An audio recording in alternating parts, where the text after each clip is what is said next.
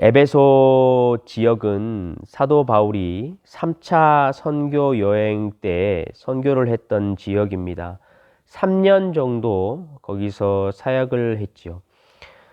에베소 지역은 지금도 고대 7대 불가사의라고 말할 정도로 웅장했던 아데미라는 신의 신전이 있었던 지역이지요. 로마 당시 시대에 종교 중심지가 바로 이 에베소 지역이었고, 항구 도시였고 또 가장 큰 상업 도시였기 때문에 에베소 지역의 상황이 우리는 어떠했을지 이제 짐작이 갑니다. 이 사도행전의 이야기를 이렇게 쭉 보면 에베소서에서 아주 독특한 일들이 있었다는 것을 사도 바울의 여행을 통해서 우리는 볼 수 있는데, 에베소서에서 그 제자들이 예수님의 이름으로 다시 성령을 받는 이야기가 기록이 되어 있었고요. 스게와의 7 아들이 사단하고 이렇게 싸움을 하는 장면이 나오잖아요. 예수 그리스도의 이름으로 이렇게 명했다가 그 사단에게 오히려 당하는 이야기가 기록이 돼 있고요. 또 거기에 보면 예수님의 이름 때문에 마술책을 5만 권 가량을 불로 태워버리는 그런 일이 또 있었어요. 그 사건 때문에 이제 소요가 에베소 지역에 일어나가지고 그 아데미 신을 섬기는 사람들이 쫓아와서 바울과 그 무리들에게 소리를 질렀죠. 크도다 에베소 사람의 아데미여라고 한 2시간씩 이렇게 앞뒤도 보지 않고 소리를 지르고 난리를 쳤던 그런 사역지였습니다. 이 사역지의 상황을 우리가 잘 기억을 하고 있으면서요, 바울이 그 안에서 어떻게 사역을 했는지 내용들을 또 살펴보면 또 이런 사역의 내용이 있습니다. 두란노 서원에서요 2년 동안을 가르쳤어요. 하나님의 나라에 대해서 매일 강론했다라고 기록이 되어 있습니다. 그리고 그 강론한 내용을 따라서 이제 이 사건들이 진행되면서 뭐라고 기록을 하냐면, 주의 말씀이 힘이 있고 흥왕해서 세력을 입었다라고 표현이 되어 있습니다. 바울이 이제 이 선교 여행을 끝나고 이제 에베소 지역을 떠나서 예루살렘으로 올라갈 때도 이런 내용이 기록되어 있습니다. 에베소 성도들을 부르잖아요. 예루살렘 올라가기 전에 만나요. 사람들과 만나서 성도들과 서로 껴안고 참으로 마음 아프고 슬픈 이별을 하지요. 이때 바울이 이렇게 그 에베소 성도들에게 말합니다. 주와 주님의 은혜의 말씀에 너희들을 의탁해서 내가 두고 예루살렘으로 올라간다 라고 말하면서 주의 말씀이, 그 말씀이 너희들을 든든히 세워줄 것이다 라고 이야기를 합니다. 아데미가 다스리고 있는 그 시대와 사회, 나라, 지역 가운데에서 하나님의 말씀이, 하나님의 나라의 말씀이 세력을 잇고 흥왕했던 그 사건의 이야기가 에베소의 이야기입니다. 다시 말하면 하나님의 나라와 아데미가 다스리는 나라의 이 세계관이 충돌하는, 그리고 싸움을 일으켰던 지역이 바로 이 에베소 지역이었습니다. 그래서 에베소서의 이야기는 그래서 이런 이야기를 하는 거예요. 온 우주를 통치하고 온 우주를 섭리하는 분이 누구시냐라는 거에 핵심이 맞춰져 있어요. 아데미 신이냐 아니면 하나님이냐. 하나님의 나라가 온 열방과 창조 세계를 회복시키는 것이다. 아데미가 그렇게 하는 거 아니다. 그 이야기를 이제 하고 있는 것이지요. 성도 여러분, 사도 바울이 2년 동안 하나님의 나라를 강론했어요. 그래서 온 아시아에 있는 사람들이 말씀을 듣고 마술책에 5만 구원을 갖다가 버릴 정도의 역사가 일어났던 곳이에요. 사도 바울이 이 에베소 지역을 주와 그 은혜의 말씀에 의탁한다라고 했던 곳이에요. 그 말씀이 너희들을 든든히 세울 것이다라고 했던 말씀이잖아요. 여러분, 그 말씀이 무슨 말씀이었는지 그 이야기가 바로 이 에베소 이야기예요. 바울이 지금 감옥에 갇혀 있어요. 선교 여행을 다 마쳤거든요. 로마에 갔다가 지금 가택연금이 되어 있는 상태예요. 그래서 거기에서 에베소 사람들에게 다시 편지를 쓰는 거예요.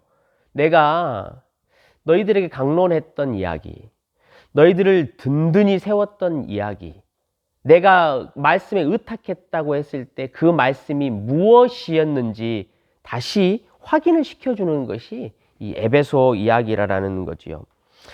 핵심은 이거예요.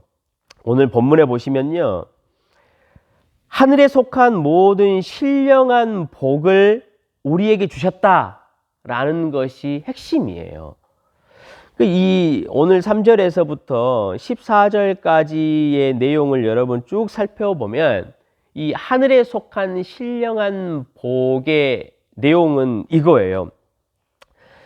하나님의 나라가 이 땅에 통치와 다스림으로 임했다라는 거죠. 예수 그리스도 안에서 하늘에 있는 것과 땅에 있는 모든 것이 통일이 됐다라고 말해요. 10절에 오늘 이야기를 하지요. 다시 말하면 하나님의 다스리심이 하늘에서부터 땅 아래 물속에 있는 모든 것에 이르러서 하나가 됐다는 거예요. 그 하나 된 하나님의 나라의 이 은혜와 영광과 이 유산을 우리에게 주셨다라는 거예요. 우리를 예수 그리스도로 말미암아 하나님의 아들들을 만드셔가지고 그 하나님 나라의 통일된 영광과 다스림을 우리 교회 자식들에게 맡기셨다는 거예요. 이게 신령한 복이에요. 지금 이 이야기를 하시려고 하는 거예요. 오늘 여러분 이 3절에서부터 14절까지의 이야기가요, 사실은 보시면 한 문장이에요. 이게 엄청 길잖아요. 근데 한 문장으로 돼 있어요. 이게 무슨 의미냐면요, 이 사도 바울이 마음속에 엄청난 이 감동이 밀려온 거예요. 이 하나님의 나라를 생각하고 하나님이 에베소 지역에서 나타냈던 그 다스림과 통치에 이 찬양이 밀려왔던 거예요. 그래서 숨도 쉬지도 않고 이 하나님의 나라에 성부, 성자, 성령 이 삼위일체께서 행하셨던 일들을 막 쏟아내고 있는 거예요. 멈추질 않아요. 그냥 한 문장으로 쫙 쏟아내며 찬양을 하고 있는 것을 우리는 볼 수 있어요. 오늘 이 이야기를 사실은 다 다룰 수가 없어요. 정말로 마음 같아서는 이 3절부터 14절까지 한 절 한 절을 매일 새벽에 말씀을 나누고 싶지만 그렇게 할 수가 없어요. 제가 부탁드리건대 여러분, 오늘 여러분이 하루를 사시면서 오늘 3절에서부터 이 14절까지의 말씀을 한 단어, 한 소절 이렇게 꼭 여러분이 시간을 내셔서 묵상하셨으면 좋겠어요. 그리고 성부, 성자, 성령께서 행하셨던 이 놀라운 하나님의 복되신 이 일에 대해서 아멘 하시면서 그 은혜를 좀 하루 누리셨으면 여러분 참 좋겠어요. 오늘은요, 제가 시간이 많이 없기 때문에 두 가지만 좀 간단하게 말씀을 드리려고 해요. 이 3절에서부터 14절까지 사도 바울이 정말로 강조하고 싶었던 이 신령한 복이 어떤 것인지 두 가지를 제가 말씀을 드리겠습니다. 첫 번째가 어떤 거냐면요, 예수 그리스도예요. 오늘 3절부터 14절까지 보면요, 이 예수 그리스도 안에서 예수 그리스도를 통하여 그를 사랑하시는 자로 인하여 이런 말들이요 수십 번도 이렇게 앞으로도 반복이 되는 거예요. 예수 그리스도가 없으면 아무 일도 일어나지 않고 성도의 신앙과 하나님의 나라의 자체의 일이 무의미하다라는 것을 말씀하고 싶은 거지요. 보시면요, 4절에서부터 6절까지는 예수 그리스도를 통하여 하나님이 우리를 다 택하셨다라는 이야기예요. 7절부터 12절까지는 그 예수 그리스도가 택하신 자들을 위하여 자신의 목숨을 내놓고 피를 흘리고 고난을 당해서 우리를 구속하고 샀다라는 거예요. 마지막 13절에서 14절은 예수 그리스도께서 보내신 그 성령이 우리에게 주어져 가지고 그 성령으로 말미암아 이 신령한 복을 얻는 것에 우리가 보증과 인을 받았다라는 이야기예요.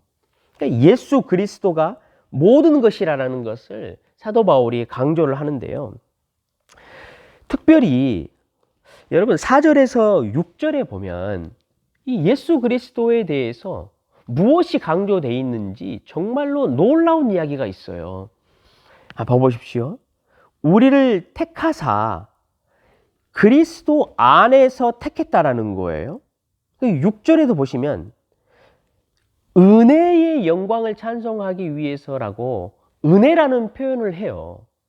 여러분, 이게 왜 놀라운 거냐면요, 하나님이 얼마나 철저한 계획과 섭리를 가지고 있었는지를 우리에게 보여주는 거예요. 자, 우리를 택할 때 언제 택했다고 말하지요? 창조 전이잖아요. 창세 전이에요. 아무것도 창조가 되지 않았을 때예요. 그런데 우리를 택할 때 그리스도 안에서 우리를 택했대요. 그리고 그렇게 택한 것이 하나님의 진짜 크신 은혜래요. 여러분, 이게 왜 놀라운 거냐면요, 생각을 해보세요. 은혜라는 것은요, 마땅히 받을 만한 자격이 없는 자에게 주시는 거잖아요. 그게 은혜예요. 예수 그리스도 안에서 택했다고 말했잖아요. 여러분, 창세 전에는요, 우리 인간들이 아직 만들어지지도 않았어요. 만들어지지도 않았다라 하면요, 아무런 죄도 짓지 않았을 때예요. 죄도 없고 우리가 다 만들어지지도 않았고 모든 것이 하나님의 계획 안에서 선한 것이었어요. 그런데 우리가 창조되기도 전에 은혜로 택했대요. 예수 그리스도 안에서 택했대요. 이게 무슨 의미입니까? 여러분, 우리 은혜 필요 없잖아요. 창조되지도 않았는데, 죄도 짓지 않았는데 왜 예수 그리스도가 필요해요? 그런데 이미 창세 전에 그 예수 그리스도의 죽으심과 예수 그리스도의 피 흘리심이 이미 예정이 돼 있대요. 우리를 위해서. 우리가 계시록에서 배웠잖아요. 13장 8절에 보면 이렇게 돼 있어요. 창세 전에 죽임을 당하신 어린 양의 생명책에 우리의 이름이 기록되어 있다고 말하거든요. 그러니까 여러분, 예수님이 십자가에 죽으셔야 할 필요가 없어요, 창세 전에는.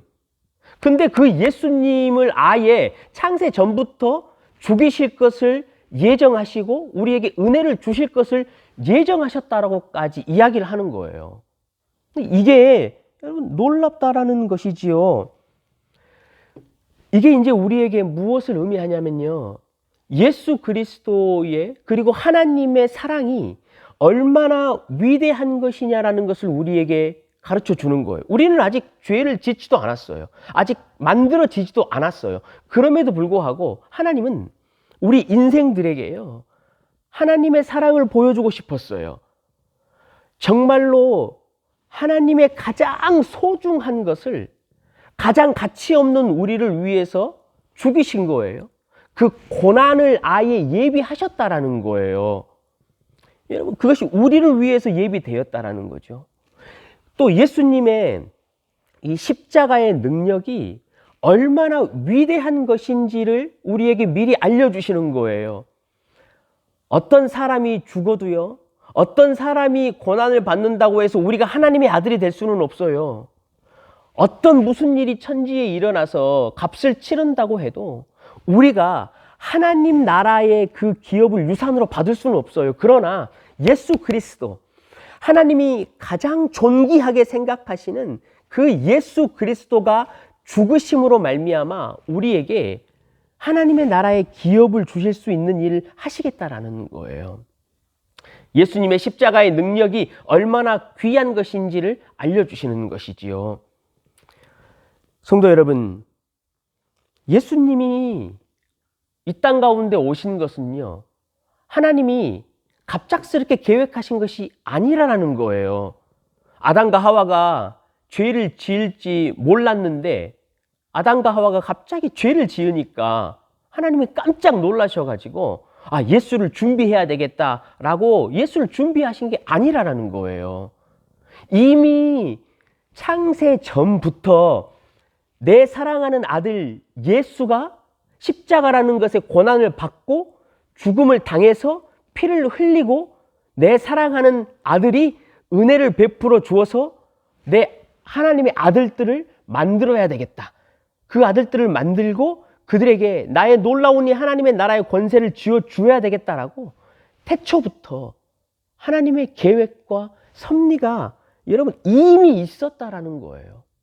그게 우리에게 참으로 놀라운 것이라는 거죠. 예수 그리스도 이 태초부터 계획하셨던 것을 생각해 보면 그럼 이런 생각이 들지요, 여러분. 아담과 하와가 그러면 죄를 지은 것도 하나님이 그럼 이미 계획하신 것인가? 아예 창조되기 전에 예수 그리스도가 죽으심을 계획하셨다면 당연히 죄가 들어오는 것도 계획이 되어야 하는 거잖아요. 맞습니다.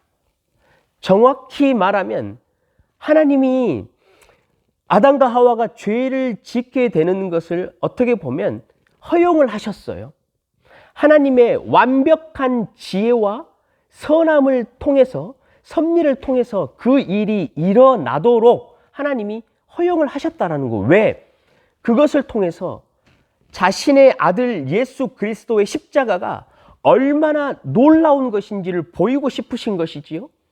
우리를 얼마나 사랑하고 계시는지를 알리고 싶으셨기 때문에 그러는 거예요.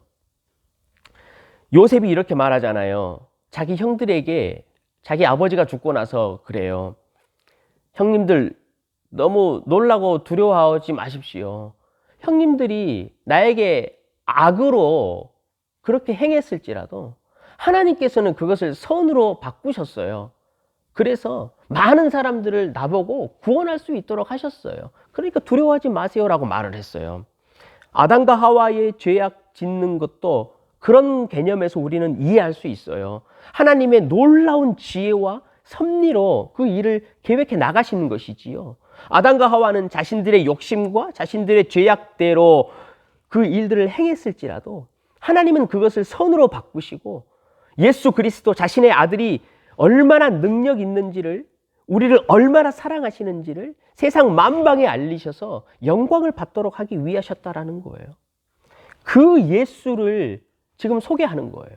그 예수가 하나님의 계획 안에서 세상의 모든 것들을 통치하고 다스리신다라는 사실을 지금 우리에게 여러분 말씀하고 있는 거예요. 그 지혜와 섭리로 오늘도 저와 여러분을 다스리고 있다라는 거예요. 그게 첫 번째 이제 강조하는 이야기고요. 두 번째는요, 이거예요. 6절, 12절, 14절 세 번에 걸쳐서 똑같은 이야기가 나와요. 이런 이야기가 나오지요. 그의 은혜의 영광을 찬송케 하기 위해서라 말해요. 6절은요. 성부 하나님께서 행하셨던 일의 그 맨 마지막 절이에요. 자, 12절도 보십시오. 12절은 성자 예수님께서 행하셨던 그 일의 마지막 절이에요. 거기에도 영광을 찬송하게 하는 이야기가 기록이 되어 있지요. 또 마지막 14절도 보십시오. 성령 하나님이 행하셨던 일의 마지막 절이에요. 거기에도 보면 그의 영광을 찬송하게 하셨다라고 되어 있어요.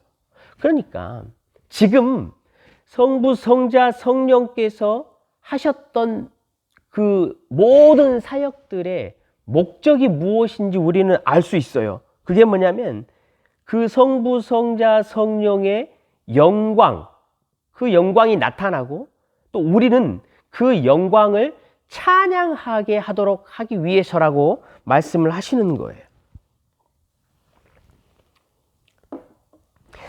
하나님이 얼마나 예수 그리스도를 통해 보여주신 은혜, 그 예수 그리스도를 통해 보여주신 사랑, 예수 그리스도를 통해서 하나님이 이 죄악까지도 허락하셨다라는 그 지혜, 하나님의 공의, 이 모든 것들이 얼마나 위대한 것인지를 이 땅에 나타내고 우리로 그것을 찬양하게, 찬송하게 하는 것이 하나님의 목적인 거예요. 그래서 하나님이 영광을 받으시는 것이 목적이지요.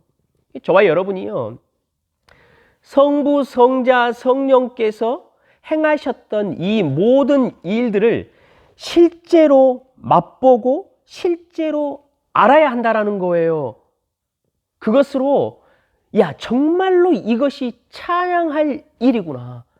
정말로 이것이 놀라운 일이구나. 정말로 이것이 하나님께서 영광 받으시는 일이구나 라고 우리가 고백해야 한다라는 거예요. 그것이 하나님의 목적이에요. 그래서 하나님이 영광을 받으시는 것이지요. 성도 여러분, 인생들은요, 하나님의 영광을 위해서 살아요. 그게 목적이에요. 그런데 이렇게 쭉 우리 성도들의 삶을 돌아보면요, 하나님의 영광을 위해서 살아야 한다라고 말하는 것을요, 별로 그렇게 좋아하지 않아요. 아니, 좋아하지 않는 것 같아요. 그리고 하나님의 영광을 위해서 살아야 한다라는 것에 대한 이 실제적인 동기부여가 마음속에 많이 없는 것을 봐요. 이게 찬양이 되지 않는 거예요.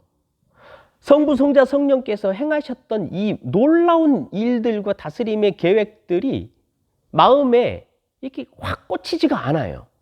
그렇기 때문에 찬양이 잘 되지 않는 거예요. 진심으로 찬양이 되지 않아요. 진심으로 찬양이 안 된다라는 것은요, 하나님의 영광을 나타내지 못하는 삶이 된다라는 거예요. 이런 생각 들지요. 하나님의 영광을 위해서 당신들 성도들 살아야 합니다 라고 말하면 마음속이 왠지 불편해요. 마치 하나님이 꼭 이기적인 분처럼 느껴져요. 뭘 자꾸 사람들한테 자기 높이라고 말하냐. 우리 사람들 그러잖아요. 사람 사는 사회에서는 나 좀 높여, 자기를 막 나타내고 자기 잘했던 일 막 이야기하고 사람들한테 이거 칭찬해야지라고 말하면 사람들이 거부 반응 갖잖아요. 그게 우리 마음에 있으니까 하나님에게도 하나님의 영광을 찬양하고 우리는 하나님의 영광을 위해서 살아야 하고 그것이 목적이야 라고 말하면 사람들이 마음에 좀 불편해해요. 그런 게 있어요. 그래서 마치 그러면 내 인생은? 그럼 나는 뭐야? 나는 손해보는 거 그냥 사는 거야? 나는 고통 가운데 그럼 맨날 일하고 하나님 손해보고 이렇게만 나는 살아가는 거야? 내가 왜 하나님을 찬양하며 영광 돌리며 살아야 돼? 라는 마음들이요, 우리 안에 저변에 깔려 있어요. 사람들을 생각하면 다른 사람을 그렇게 하는 것은 맞아요. 여러분, 우리가 손해보는 것 같잖아요. 저 사람을 내가 맨날 높이고 찬양하고 저 사람이 자기 잘났다고 내가 이 일을 했으니까 라고 자꾸 말하면 꼴보기 싫잖아요. 근데 하나님은요, 여러분, 우리가 이제 잘 생각하셔야 해요. 왜 이 바울이 3번에 걸쳐서 이 짧은데 성부, 성자, 성령이 하시는 일 끝에 목적이 하나님의 그 놀라우신 영광 행하신 일을 찬양하게 하기 위함이다라고 말했는지. 여러분, 하나님은요, 사람하고 달라요. 우리 하나님은 다스리시는 분이잖아요. 하나님은요, 안식으로 다스리시는 분이에요. 하나님은 사랑으로 다스리시는 분이에요. 하나님은 도덕적으로 정의와 공의에 맞게 통치하며 세상을 다스리는 분이에요. 그래서요, 우리 인생들이 그런 하나님을 알고 찬양하고 찬양할수록 하나님이 높아지잖아요. 그러면 하나님의 그 사랑과 공의와 안식의 다스림이 펼쳐지는 거예요. 그러면 반대로 그 결과물은 성도가 누려요. 우리가 하나님의 놀라우심을 찬양하면 찬양하고 그분을 높이면 높일수록 우리는 그분의 다스림 안으로 들어가는 거예요. 그래서 그 다스림의 능력과 그 다스림의 효용과 열매를 성도가 맛보는 거예요. 그래서 성도의 삶의 목적은요, 하나님의 영광을 찬양하는 거예요. 다시 말하면 하나님을 찬양하면 찬양할수록 우리의 기쁨이 더 충만해지기 때문에 그래요. 높으신 분을 높이면 높일수록 우리의 즐거움이 완성이 된다라는 거예요. 여러분 생각해 보세요. 우리 중보 기도하고 식사하잖아요. 매주일 얼마나 기쁜지 몰라요, 그 시간이. 저는 정말로 그 시간이 기대가 돼요. 그런데 맛있는 음식들을 해오잖아요. 우리 먹을 때 어떻게 하는지 봐보세요. 그 음식 자체가 참 먹음직스럽고 맛있어요. 그런데 하나님은요, 우리 보고 거기서 멈추지 말래요. 그 맛있는 음식이 있는데 그것을 먹을 때 우리 이렇게 하잖아요. 이야, 진짜 맛있다. 집사님 이거 어떻게 만드셨어요? 이것도 맛있고 이것도 맛있네요. 권사님 이거 레시피 어떻게 돼요? 이거 진짜 끝내주네요. 이렇게 섞어 먹으니까 또 맛있네요. 어떻게 이렇게 우리가 이렇게 갖고 와서 먹지요? 그 음식을 먹을 때도요, 서로가 그 음식에 대해서 노래해요. 찬양해요. 그렇잖아요. 권사님이 만들어 온 거, 집사님이 만들어 온 것도 즐겁게 서로 나누어요. 그랬을 때 그 식사가 우리에게 진짜 즐거워지는 거예요. 진짜 기쁨이 넘치는 거거든요. 여러분 똑같아요.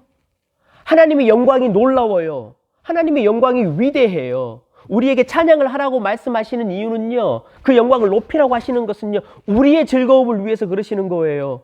우리의 즐거움과 기쁨이 완성되는 거예요. 하나님의 그 놀라운 사랑과 그 공의와 영광이 우리에게 충만하게 되기 때문에 찬양하라는 거예요. 옆집 아저씨를 찬양하는 건 맞아요. 우리에게 아무런 득이 되지 않아요. 그렇잖아요. 옆집 아저씨 노래해봐야 무슨 우리에게 이익이 있어요. 그러나 내 아버지를 찬양하는 것은 달라요.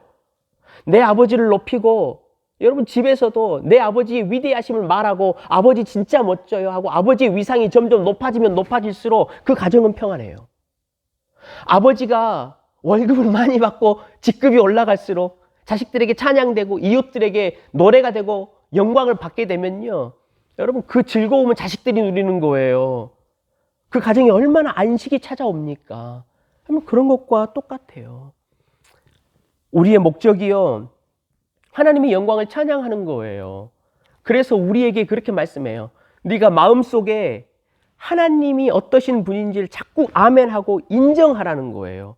그리고 입술로 하나님을 찬양하고 노래하라는 거예요. 그것이 우리를 하나님의 영광의 다스림 안으로 데리고 가요. 우리의 기쁨을 충만하게 만족하게 하는 거예요. 사랑하는 성도 여러분, 오늘 돌아가셔서 제가 서두에 말씀드렸던 것처럼 오늘 본문의 말씀들을 한 소절 한 소절 여러분 깊이 묵상하시고 이것을 씹어서 아멘으로 하나님께 영광 돌리시는 하루 되시기를 주님의 이름으로 간절히 부탁드립니다. 하나님이 하셨던 일들을 여러분 찬양하십시오. 기뻐하시고 인정하십시오.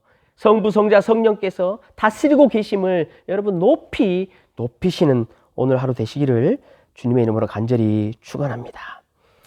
주님, 우리 인생들이 이 땅 가운데 살아가는 존재의 목적이 높으신 하나님을 찬양하고 그 영광을 인정하는 것이라 하셨습니다. 오늘 하루도 우리 선한 청지기들에게 하나님 그런 은혜를 주시어서 하나님, 우리가 하나님을 찬양하고 예수께서 행하셨던 일, 하나님의 그 섭리와 지혜를 높일 수 있는 그런 은혜를 주시옵소서. 하나님의 영광을 오늘도 그래서 우리가 누리고 그 다스림과 기쁨이 충만하는 하루 되도록 성령 하나님 역사하여 주시옵소서. 감사드리며 예수 그리스도 이름으로 기도드리옵나이다. 아멘.